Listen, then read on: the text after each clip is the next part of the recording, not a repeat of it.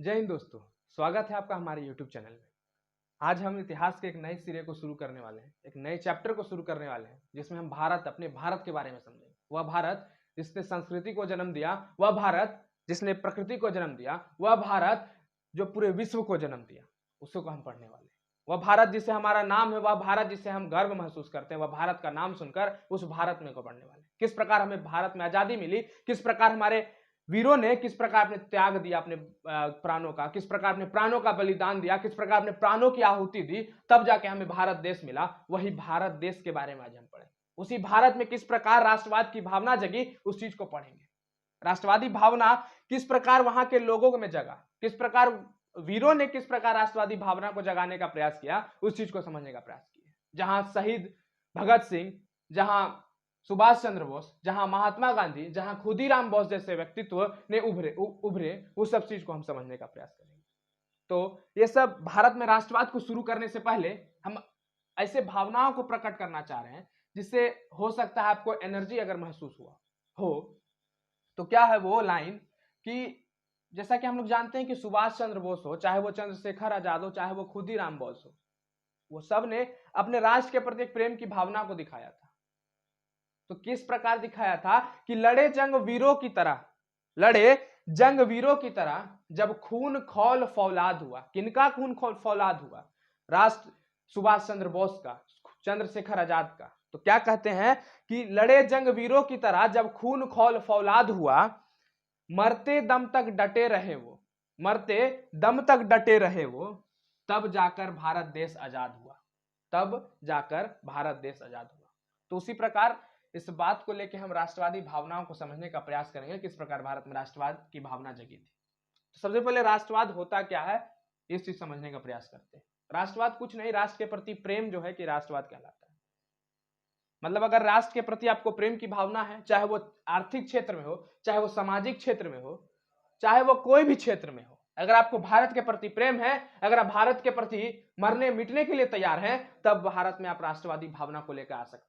आपके अंदर भारत के प्रति राष्ट्रवाद की भावना है, तो वही है राष्ट्रवाद।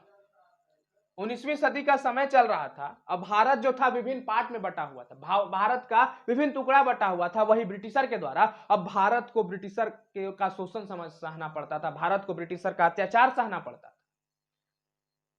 भारत में समान न्याय का अभाव था। समान न्याय का अभाव कहने का मतलब क्या हुआ? वह न्याय जो सभी के बीच में ना रहे, जो सभी के बीच में समान रहे। अगर यह न्याय लाया गया कि सभी को अभी खाना है, तो ऐसा नहीं था उस समय कि सभी बैठ के खाएंगे एक साथ। नहीं, उस समय अगर राजा वर्ग था तो राजा पहले खाएगा, जो नीचे कास्ट के लोग हैं वो बाद में खाएंगे। तो यही था समान न्याय का अभाव। कहीं ना कहीं अगर बोला जाए राष्ट्रवादी भावना के पीछे कारण क्या था, तो राष्ट्रवादी भावना के पीछे सिर्फ एक ही कारण था, वो था ब्रिटिशर। क्योंकि ब्रिटिशर जो था हमारे ऊपर शोषण करता था, ब्रिटिशर हमारे ऊपर अत्याचार करता था। यही कारण था भारत में राष्ट्रवादी भावना का जगना। अगर भारत में ब्रिटिशर शासन नहीं करते, ब्रिटिशर शोषण नहीं करते, ब्रिटिशर अत्याचार नहीं करते, तो कहीं ना कहीं हमारा भारत देश किसी ना किसी का गुलाम नहीं होता। अगर देखा जाए तो इसके पीछे भी एक पॉजिटिव इंपैक्ट पड़ता है, जिससे हमें बहुत कुछ सीखने को मिला कि हमारे भारत में किन किन वीरों ने प्राणों की आहुति दी, किन किन प्राणों ने एक बलिदान के रूप में यह चीज हमें सिखा दिया कि हम भी भारत के ऊपर कुछ कर सकते हैं और हम भी अपना एक महत्वपूर्ण योगदान दे सकते हैं। तो ब्रिटिश शासन द्वारा परिवर्तन किया गया था किसमें? राजनीति में, आर्थिक में, सामाजिक क्षेत्र में, जिसके ऊपर जनता के ऊपर शोषण किया जाता था। जैसा कि हम जानते हैं कि भारत में राष्ट्रवाद का भावना के पीछे कारण सिर्फ एक ही कारण था, वो ब्रिटिश था। कौन था? ब्रिटिश था। तो ब्रिटिश ऐसा क्या किया? तो ब्रिटिश वो परिवर्तन किया किसमें? राजनीति में। ब्रिटिश परिवर्तन किया वहां के आर्थिक जीवन में, ब्रिटिश परिवर्तन किया वहां के सामाजिक जीवन में, और उसी के कारण भारत के जनता के ऊपर शोषण होता रहा, भारत के जनता के ऊपर अत्याचार होते रहा, और वही शोषण अत्याचार के कारण राष्ट्रवाद की भावना जगी थी। जनता के बीच में यही सब चीज का असंतोष का भावना हुआ, और यही असंतोष की भावना के कारण क्या हुई थी? राष्ट्रवाद की भावना जगी थी। ब्रिटिश ने केवल हमारे भारत के ऊपर शोषण नहीं किया, बल्कि अत्याचार ही नहीं किया, बल्कि यह भी किया कि ब्रिटिशर कुछ कुछ काम अच्छा करके गया था कि हमें डाक देके गया, तार देके गया। मीन्स तार बिछाना, रेल का तार कहने का मतलब रेल पटरी का तार बिछाना, डाक का तार बिछाना, डाक लाइन बिछाना, रेलवे हमको कौन देके गया? ब्रिटिशर देके गया। वो डलहौजी का शासनकाल था और रेल हमें कौन दिया? ब्रिटिशर दिया। छापे खाना दिया। छापे खाना कहने का मतलब जहां प्रिंटिंग प्रेस होता था उसे हम छापे खाना कहते थे, और वही छापे खाना कौन दिया? ब्रिटिशर दिया।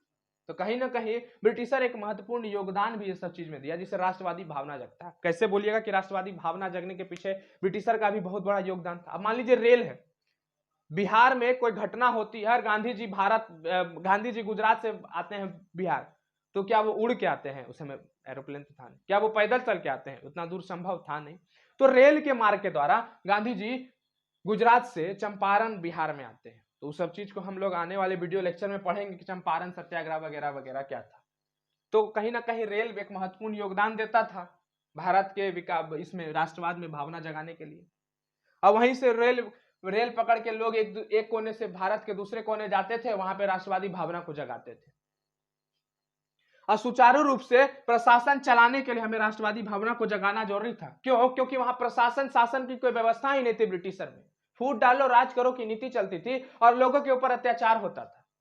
प्रशासन वहां की एकदम लूल थी। लूल कहने का मतलब एकदम जीरो थी। प्रशासन व्यवस्था जीरो थी, क्योंकि वहां पर लोगों के ऊपर पूरे अत्याचार ही होते रहते थे, पर लोगों के ऊपर शोषण ही हुआ करता था, जिससे वहां के लोग में राष्ट्रीयता भावना की कमी आती थी, तो कहीं राष्ट्रवादी भावना का उजागर होता था।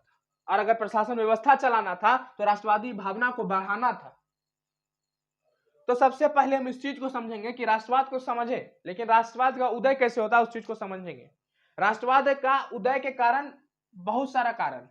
राष्ट्रवाद अगर उदय होता है तो उसके पीछे सामाजिक कारण है, आर्थिक कारण है, व्यवसायिक कारण है, इंडस्ट्रियल क्रांति है, उद्योग क्रांति है, तथा विभिन्न कारण है। और उसी कारण को आज हम पढ़ने वाले हैं कि राष्ट्रवाद के उदय के कारण क्या क्या है। सबसे पहला कारण हम लेते हैं राजनीति कारण। राजनीति कारण सबसे प्रथम, राजनीति है क्या? राजनीति कारण अगर हम बोले तो राजनीति कारण समझने से पहले हम ये चीज समझने का प्रयास करेंगे राजनीति है क्या। राजनीति कारण मतलब अगर ब्रिटिशर कोई नियम लाता है और उस नियम से हमें कोई तरह का आपत्ति होता है, वही है राजनीति। या हमें कोई तरह का प्रभाव पड़ता है, वही है राजनीति।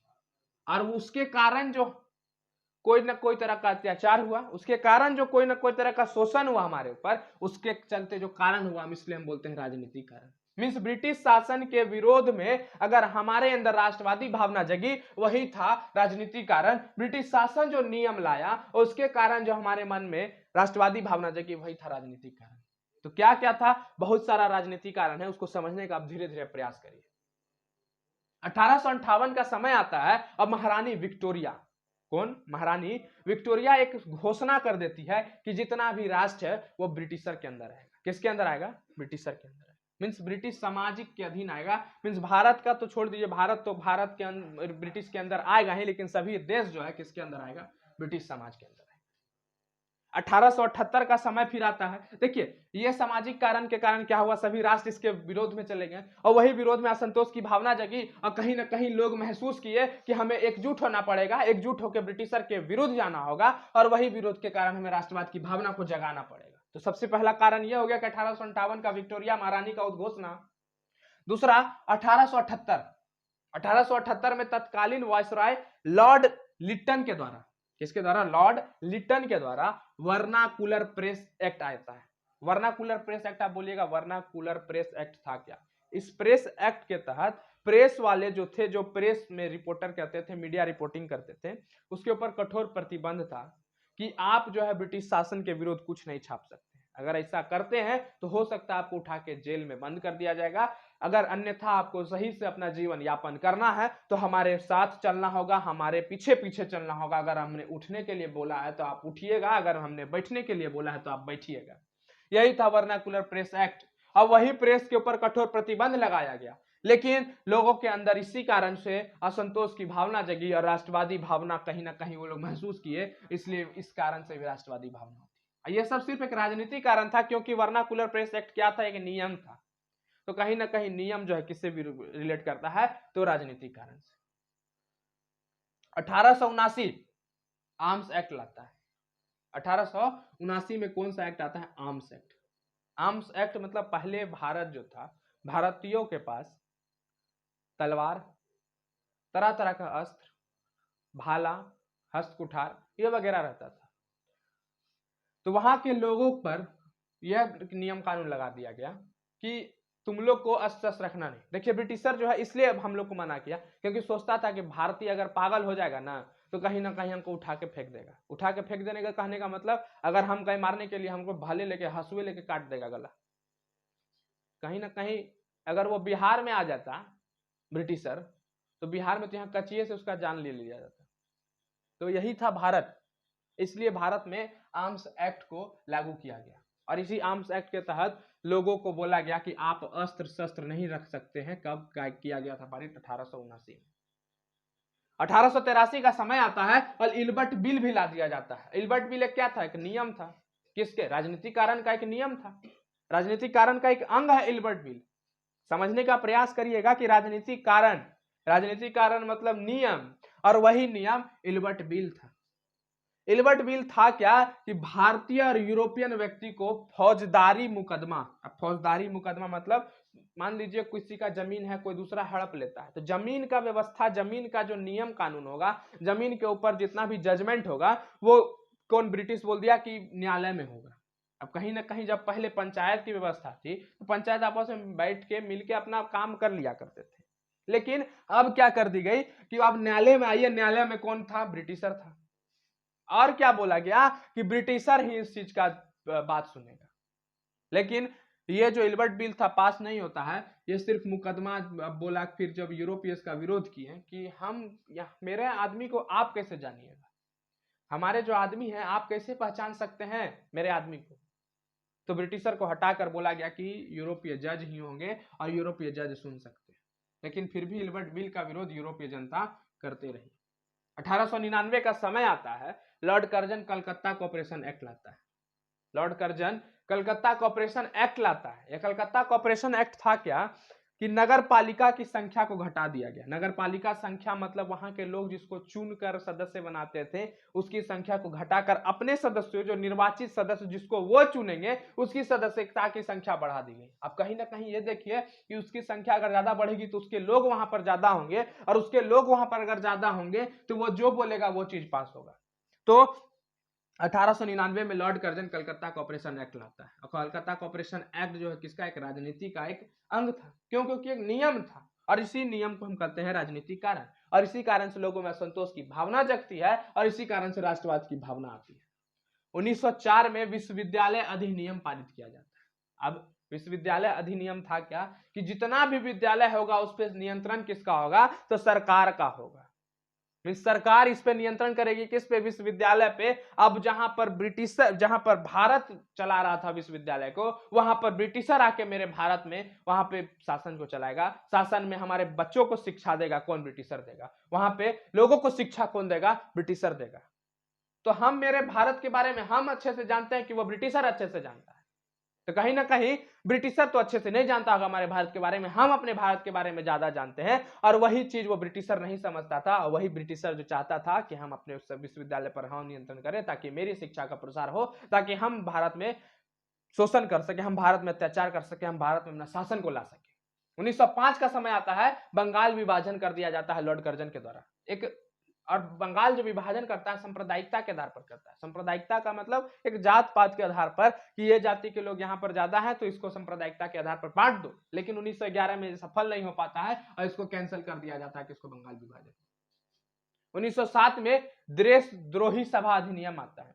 देशद्रोही सभा अधिनियम का मतलब कहने का मतलब कि लोग एक जगह इकट्ठा नहीं हो सकते, लोगों को समूह करने का आदेश नहीं है, लोग एक जगह पे मिलकर भाषण नहीं कर सकते और राष्ट्रवाद के प्रति भावना को नहीं जगा सकते, खड़ा नहीं हो सकते ब्रिटिशर के खिलाफ, ब्रिटिश शासन के खिलाफ नहीं जा सकते। 1907 में यह अधिनियम को लाया गया और 1910 में इंडियन प्रेस एक्ट को लाया गया।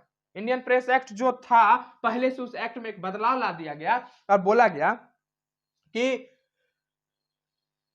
आप जो है कोई भी चीज नहीं छाप सकते उत्तेजित। मीन्स अगर कोई घटना घट रही है, गांधी जी चंपारण गए, आप इस चीज को नहीं छाप सकते। अगर ऐसा करते हैं तो आपको उठा के फिर से वही जेल में, और लोगों में इसी कारण से असंतोष की भावना जगी और राष्ट्रवाद की भावना जगी। ठीक है, तो डलहौजी ने भी अगर कहा जाए कि ब्रिटिशर जो है सिर्फ शोषण ही नहीं किया, अत्याचार नहीं किया, जैसा कि हमने यहां पर पढ़ चुके हैं कि प्रशासन ने यहाँ डाक तार रेलवे छापखाने का विकास किया। कौन? ब्रिटिशर।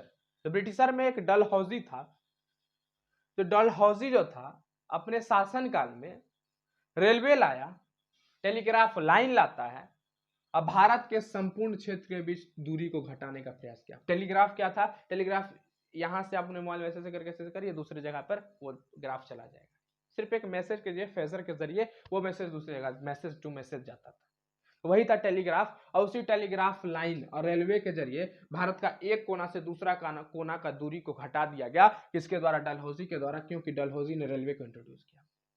अब रेलवे को जब इंट्रोड्यूस किया तो एक राज्य दूसरा राज्य से जुड़ गया। अब बिहार से यूपी जाना आसान है, बिहार से झारखंड जाना आसान है, बिहार से हिमाचल जाना आसान है, भारत से लद्दाख जाना आसान है। तो डलहौजी के शासनकाल में राष्ट्रवादी की भावना में बूस्टअप आया, एक आग लगता है। क्यों? क्योंकि रेलवे बैठ के आसानी से लोग वहां जाते थे, वहां पर जाके हल्ला हंगामा करके राष्ट्रवादी भावना जगा के आसानी से आ सकते थे। अब वही था राष्ट्रवादी की भावना को जगाना। क्यों? क्योंकि रेलवे एक अहम भूमिका निभाता है राष्ट्रवादी की भावना को जगाने के लिए। अब कल के वीडियो लेक्चर, जो आने वाला वीडियो लेक्चर होगा, उसमें हम आर्थिक कारण को डिस्कस करेंगे और विभिन्न कारण जो है, आर्थिक कारण के बाद सामाजिक कारण जो होगा, उस चीज को समझने का प्रयास करेंगे। तो आशा करते हैं आज का जो वीडियो लेक्चर है भारत में राष्ट्रवाद आपको समझ में आया होगा। तब तक के लिए धन्यवाद। जय हिंद।